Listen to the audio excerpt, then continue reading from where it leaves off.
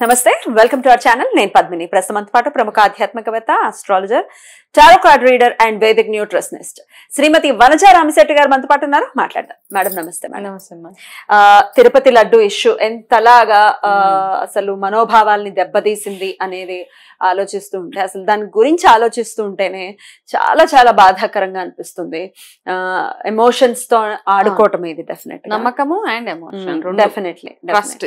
అక్కడ అటు స్వామివారికి అదే పెట్టారు, ఆ ప్రసాదాన్ని మనము అదే తిన్నాము అని అంటే చాలా చాలా బాధాకరం ఇది. అయితే చాలా రకరకాల అభిప్రాయాలు దీని గురించి వెల్లువెత్తుతున్నాయి. నెగటివ్ గురించి ఒకసారి మనం మాట్లాడుకుంటే, తమిళనాడులో ఒక పార్టీకి చెందినటువంటి ఒక వ్యక్తి చేసినటువంటి కమెంట్స్ నిజంగా చాలా చాలా అసలు ఏం మాట్లాడుతున్నారు వీళ్ళు అర్థం కానటువంటి పరిస్థితి. ఏమైనా చచ్చిపోయారా? పంది కొవ్వుతో గనక చేశారు, సరే పంది కొవ్వుతో ఎక్స్ట్రాక్ట్ చేసినటువంటి నెయ్యి చేశారు, చచ్చిపోలేదుగా ఎవరు. దేశంలో ఇంతకన్నా పెద్ద సమస్య లేదా మాట్లాడటానికి, సార్ట్ అవుట్ చేయడానికి అనటం ఎట్లా చూడొచ్చు? అదొక ప్రైడ్. అదే మనకి వెంకటేశ్వర స్వామి టెంపుల్ గాని కలియుగ దైవం ఆయనే మనకు ప్రొటెక్షన్ అని మనం భావిస్తాం. ఇప్పుడు ఎంత జరిగినా ఆ కొండ మీద నుంచి అభయహస్తం మనల్ని ఎప్పుడు కాపాడుతూనే ఉంటదని మనం అందరం నమ్మి ఆయన్నే కొలుస్తాం కదా. శనివారాలకి ఇంత ఇంపార్టెన్స్ ఎందుకు ఇస్తున్నాం? శనివారాలు చాలా మంది వంటి పొద్దు చాలా ప్లేసెస్ లో చూస్తే శనివారం ఒక పూటే భోజనం చేస్తారు, నాన్ వెజ్ కూడా తినరు. నాన్ వెజ్ తినరు, సండే తినకూడదు, కానీ శనివారం ఆయన కోసం ఇన్ని చేసేసి ఆ తిరుపతి వెళ్ళి వస్తేనే అంత మహద్భాగ్యం. ఒక్కసారి వెళ్ళి ఆయన దర్శనం చేసుకుంటేనే చాలు. అక్కడికి వెళ్ళినప్పుడు కూడా మనకు 1 సెకండ్ 2 సెకండ్ కంటే దర్శనం అవ్వదు. ఆ దర్శనం కోసం అంత తహతహలు ఆడిపోయి అంత వెయిట్ చేసి కొన్ని సంవత్సరాలు వెయిట్ చేస్తారు చాలా మంది. 20 సంవత్సరాల నుంచి అనుకుని వెళ్ళలేని వాళ్ళు ఉన్నారు. ఇవన్నిటికంటే అక్కడికి వెళ్ళినా వెళ్ళలేకపోయినా అక్కడి నుంచి ఏ చిన్న ప్రసాదం చేతికి వచ్చినా, ఇంత కొంచెం తిరుపతి లడ్డు వచ్చినా అది మహాప్రసాదం మాకు. అంటే ఆయన వచ్చినట్టే, ఇంకా ఆయన అనుగ్రహం వచ్చేసింది మనకి. ఇంకా అది శనివారం రోజు, అది ఏకాదశి రోజు ప్రసాదం వస్తే అబ్బా ఆయన అనుగ్రహం మాకు ఉంది అని. అండ్ ఆ లడ్డు తోటి ఒక ఎమోషన్, ఒక బాండేజ్ ఉంది. మామూలుగా కూడా ఇప్పుడు ఎవరైతే ఈ కామెంట్ చేశారో చనిపోక్కర్లేదు, ఒక నమ్మకం ఉంటది కదా. ఇప్పుడు మనకి తల్లి దగ్గర ఎటువంటి నమ్మకం ఉంటుందో పిల్లలకి, మా అమ్మ ఏది ఇచ్చినా నేను సేఫ్ అన్న సేఫ్ ఇది ఉంటది కదా, సేమ్ థింగ్ అదే కదా. అక్కడ కూడా అదే నమ్మకం. ఇక్కడే కాదు, మనం ఏ గుడికి వెళ్ళినా గుడిలో ప్రసాదాన్ని ఎప్పుడైనా మనం టెస్ట్ చేస్తామా? లేదు. ఎప్పుడు లేదు. తీర్థం ఇస్తే తీర్థం తాగుతాం. ఎప్పుడో పొద్దున అభిషేకం చేసి ఇచ్చిన తీర్థం కూడా తాగేస్తాం. బికాస్ భగవంతుడు మమ్మల్ని ఆయన చూసుకుంటున్నాడు అని. ఆయనే ప్రొటెక్ట్ చేశాడు. ఇప్పుడు ఇంత కల్తీ అయినా ఇప్పుడు భక్తులు తిని కూడా అలా ఉన్నారంటే ఆయన ప్రొటెక్షనే కాబట్టి అది కూడా ఆయన ఆశీర్వాదమే. ఏం కాలేదు కదా అంటే అందుకే కాలేదు. ఆయన ప్రొటెక్షన్, ఆయన అభయహస్తం ఉంది కాబట్టి ఏమీ అవ్వకుండా అందరూ ఇంకా అలా ఉన్నారు. అంత జుగుప్సాకరంగా అనిపిస్తుంది అసలు. అది పందిది, తర్వాత బీఫ్ ఎక్స్ట్రాక్ట్స్ అని కొవ్వు కలిపేసి, ఇంకా కమెంట్లు ఏంటంటే అదే ఎక్కువ కాస్ట్, పంది మాంసమే ఎక్కువ కాస్ట్. అసలు ఎలా చూడొచ్చు దీన్ని? ఆవు కంటే పంది కాస్ట్లీయా? అదే కదా. అసలు ఇది ఏం బుర్ర, ఇది అర్థం కాదు. మేము హిందూ ధర్మంలో మనం ప్రతి దాన్ని భగవంతుడితోటే పోలుస్తాం, ఏదైనా గానీ కదా. ఆవుని గాని పందిని వరాహంగా పోలుస్తాము. అందుకనే అవి అలాంటి పంది కొవ్వులు అవన్నీ ఎవరు కలుపుతారు కదా. మీకు అలా అనిపిస్తూ ఉంటుంది చాలా మందికి, ఏం చనిపోలేదు కదా. పెద్ద ఇష్యూస్ ఆఫ్ కోర్స్ ఉన్నాయి, కానీ ఇప్పుడున్న పరిస్థితికి ఇదే పెద్ద ఇష్యూ. డెఫినెట్లీ. ఎందుకు దీని గురించి మాట్లాడకూడదు? ఇంకేం పెద్ద ఇష్యూ ఏది మాట్లాడితే? ఇక్కడ మన డాక్టర్ గురించి మాట్లాడాము, ఇంకెంతకన్నా పెద్ద ఇష్యూ లేదా? దేని గురించి మాట్లాడినా ఇది ఒక పెద్ద స్టైల్ వీళ్ళకి. ఇది మాట్లాడద్దు, అది మాట్లాడద్దు అంటే ఇది జస్ట్ ప్రసాదం అది కాదు. అక్కడ ఏంటంటే ఒక ట్రస్ట్, ఒక ఎమోషన్, ఇవన్నిటికంటే ఇంపార్టెంట్ గా మనలో అంటే ఇక్కడ అయ్యే కల్తీ వ్యాపారాలు ఏవైతే ఉన్నాయో ఇవన్నిటిని బయటకు తీసుకురా. అంటే ఇప్పుడు చూడు, భగవంతుడికి చేసే ఆ లడ్డూలో ఇంత కల్తీ ఇవన్నీ చేశారు నెయ్యి. మామూలుగా ఆలోచిద్దాం, రెగ్యులర్ గా మనం వాడే ఫుడ్ ఏదైతే ఉందో, మనం కొనుక్కునే గ్రాసరీస్ ఏవైతే ఉన్నాయో అందులో ఇంకెంత కల్తీ జరుగుతుందో అది మీకు హోంవర్క్ బేసికలీ. ఇప్పుడు ఎవరైతే ఈ డైలాగ్ అన్నారో ఇంకా పెద్దది ఉంది. ఇంకా పెద్దది ఏంటంటే, ఇప్పుడు మిగతా ఫుడ్ ఐటమ్స్ లో ఏవేవి కల్తీలు జరుగుతున్నాయో, మేము రెగ్యులర్ గా కొనే ఫుడ్ ఐటమ్స్ లో గానీ గ్రాసరీస్ లో గానీ ఏమేమి కల్తీలు జరుగుతున్నాయో please go and find it out. ఆ పని చేయండి ఫస్ట్ కదా. పిల్లలకి పెడుతున్నాము, ప్లాస్టిక్ యూజ్ చేస్తున్నాము, ప్లాస్టిక్ బ్యాన్ చేయలేకపోయారు, ఏది చేయలేకపోయారు, అలాంటి పనులు చేయండి. ఇలాంటి కామెంట్స్ కంటే కూడా వెళ్ళి ప్లాస్టిక్ బ్యాన్ చేసే ప్రోగ్రామ్స్ కానివ్వండి, వినాయక చవితి వచ్చినప్పుడు మన వినాయకుడు మట్టి వినాయకులు వాడమని చెప్తున్నారు. ఎవరైనా వాడుతున్నారా? ఇవన్నీ ప్రాబ్లమ్సే కదా, ఇవన్నీ ప్రాబ్లమ్స్ టు ద కంట్రీ. ఇవన్నీ ఫస్ట్ వెళ్ళి అడ్రస్ చేయండి. Let us deal with this issue. మాకు ఎందుకంటే తిరుపతి అంటే మాకు సెంటిమెంట్, ఆ ప్రసాదం అంటే sentiment. So allow us to deal the way we want to deal it. Definitely కదా, దాని మీద అనవసరంగా పిచ్చి కామెంట్లు, డైవర్షన్ కామెంట్స్ అవి ఏం చేయక్కర్లేదు ఎవరు. That's my opinion. యా, ఇక టీడీపీ గవర్నమెంట్ కావాలనే ఈ ఇష్యూని చాలా గట్టిగా రేజ్ చేసిందని ఇట్లా మాట్లాడే వాళ్ళు కూడా ఉన్నారు.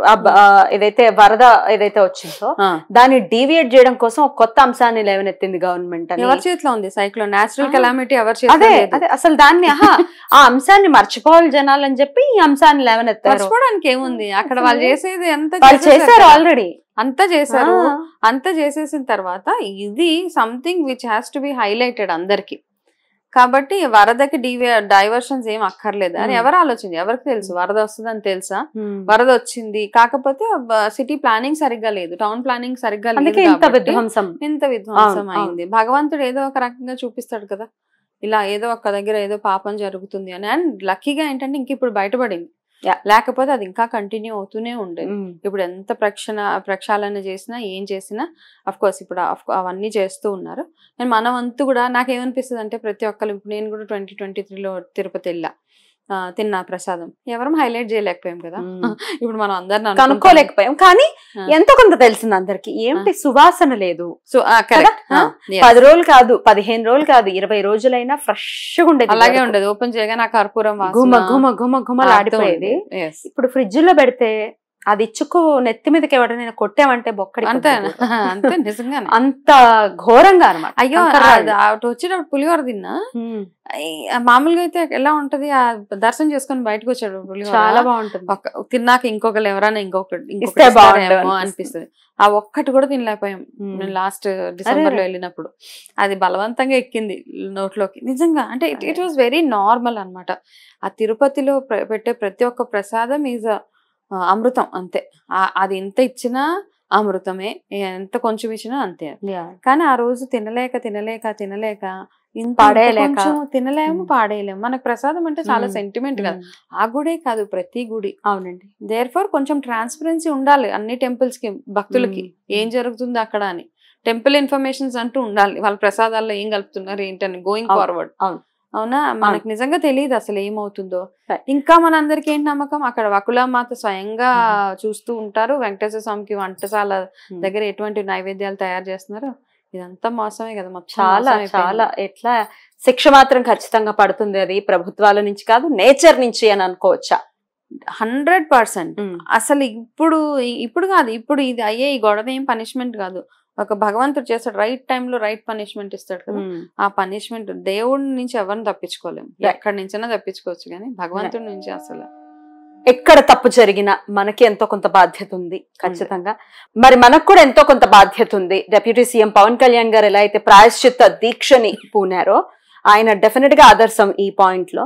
మరి మనం కూడా ఎంతో కొంత క్షమార్పణ చెప్పాలి కదా. ఎందుకంటే ప్రసాదాలు వచ్చినప్పుడు తిన్నాము, నేను కూడా తిని బాలేదు అన్నదాన్ని బాలేదేమోలే అన్న అంతటి నేనే ఊరుకున్నాను. కానీ నాకు చాలా ఆప్షన్స్ ఉన్నాయి, సోషల్ మీడియా ఉంది, చెప్పొచ్చు తిరుపతి ప్రసాదం బాలేదని. ఎందుకు నేను చెప్పలేదు? మేబీ అసలు స్ట్రైక్ కూడా స్ట్రైక్ అవ్వాలి, ఎందుకంటే దాని మీద ఉన్నటువంటి గౌరవం అది.